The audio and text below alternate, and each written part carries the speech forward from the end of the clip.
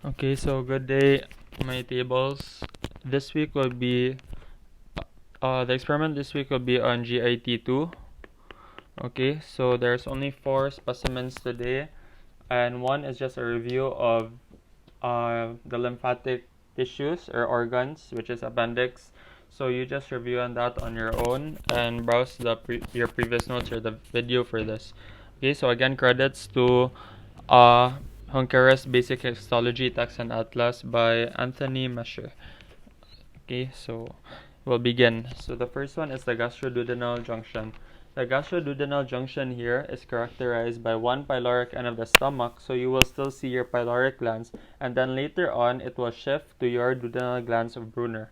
Okay, so just imagine this picture being one. Okay, you still have here as a review of your pylorus, the pylorus of your stomach. You have deep gastric pits or in your tunica mucosa, and then also you have your pyloric glands present there. Okay, so still in your tunica mucosa, because the muscular mucosa will be your landmark or lining. Okay, if you notice there. Then afterwards, it shifts later on to your duodenum. So your duodenum is also characterized by having this type of gland. Okay, duodenal glands of Brunner. Please take note.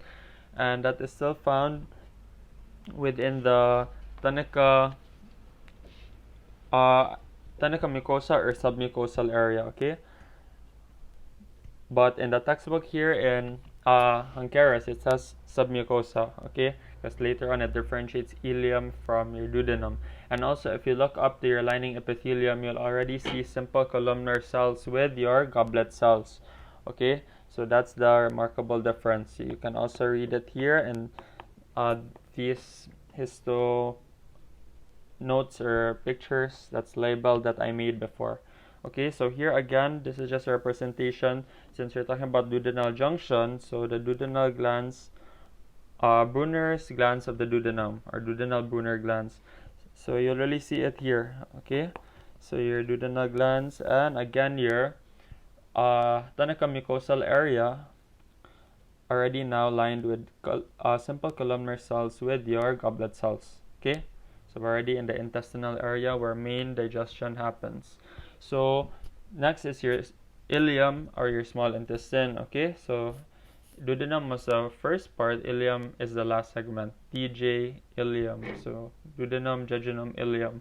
Alright, so this is 5 meters long.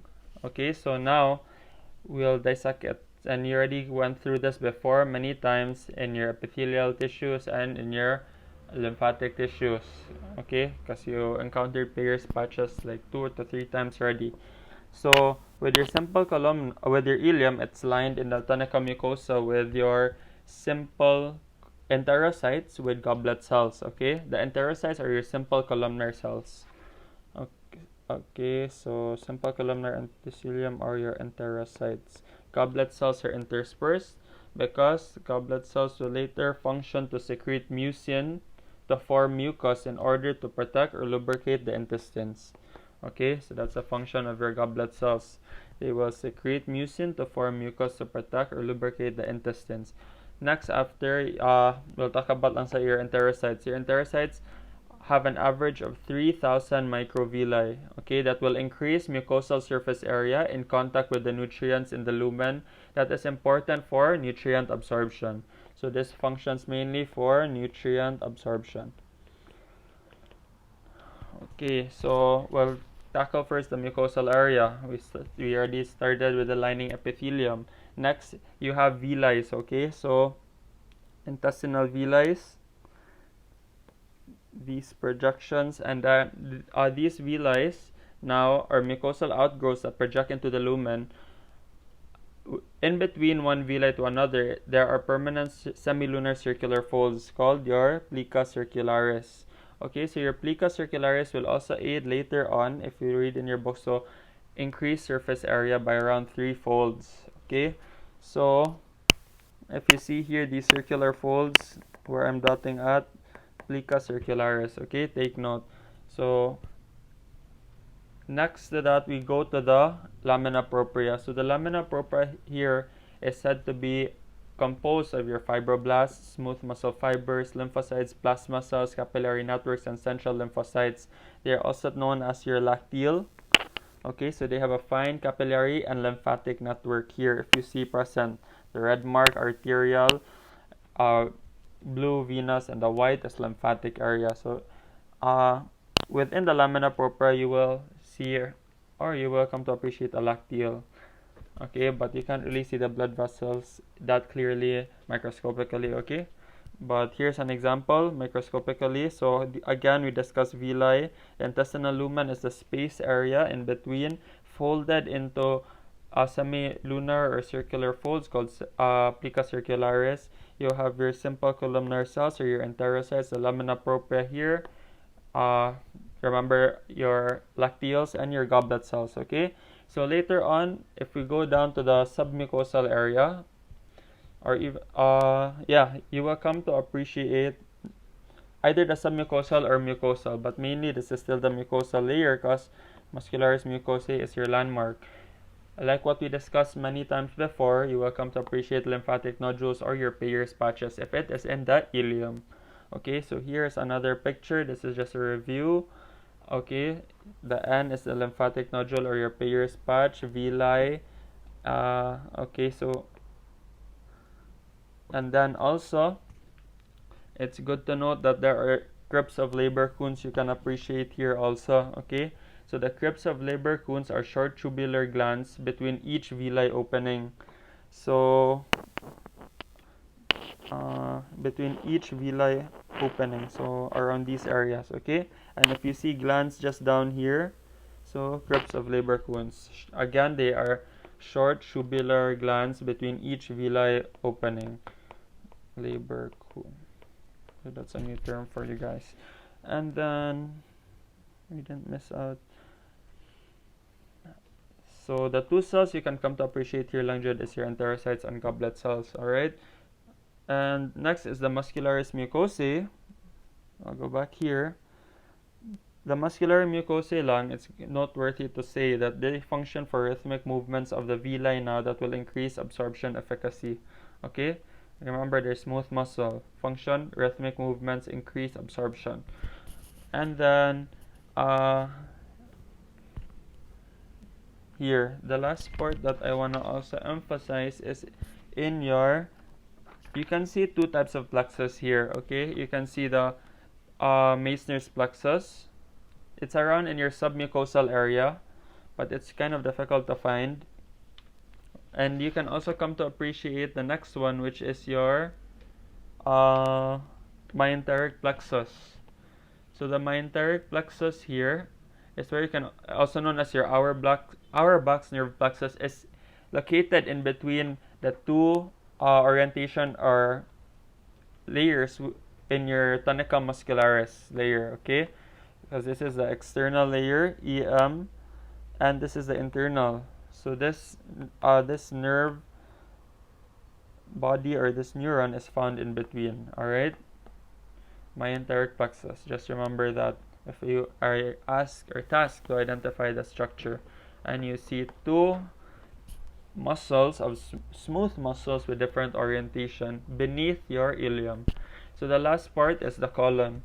The colon now has characteristically no villi. Okay, you will see crypts of Leberkuhn in the openings in between below. Okay, crypts of Leberkuhn, and they are much more pronounced and compared to the small intestine or the ileum. You will see muscularis mucosae, and if you can see here in this microscopic picture, it really has a thick muscularis layer. Okay, or specifically the tunica, the external layer, the outer layer, the externa.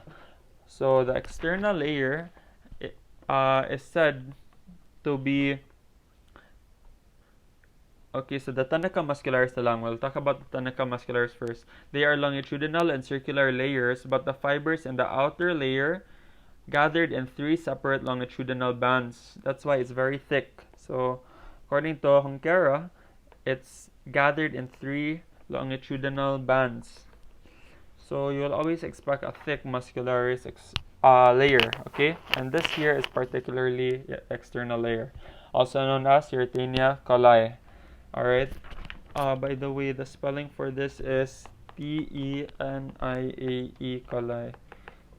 So, I might have gotten confused here with the parasite. Okay, so you can also come to appreciate solitary lymphoid nodules if present, okay? Because they are present here usually in the lamina propria, okay? So around this area, no? Because they function for the large bacterial population in your intestinal area. And take note that in the large intestine, they function now to absorb water and electrolytes and forms the indigestible material into feces. Again, they lack villi, they have greater diameter. The intestinal glands, or your crypts of Leberkuhn, are lined along with goblet cells and absorptive cells. So see them here, no? But instead of calling them enterocytes, they are called colonocytes. And they are your columnar absorptive cells, okay? And they function again for fluid absorption. Alright, so that's mainly it. Large intestine is much more simpler. Again, they still have lymphatic nodules. They don't have villi, thick tunica muscularis, and then you have your intestinal glands or crypts of Leberkuhn still, just like your small intestine. Tunicum submucosa, similar in a way, so just connective tissue, fibroblast, cells, and your thick tunica muscularis. So with the vermiform appendix, I leave this to you to just review again.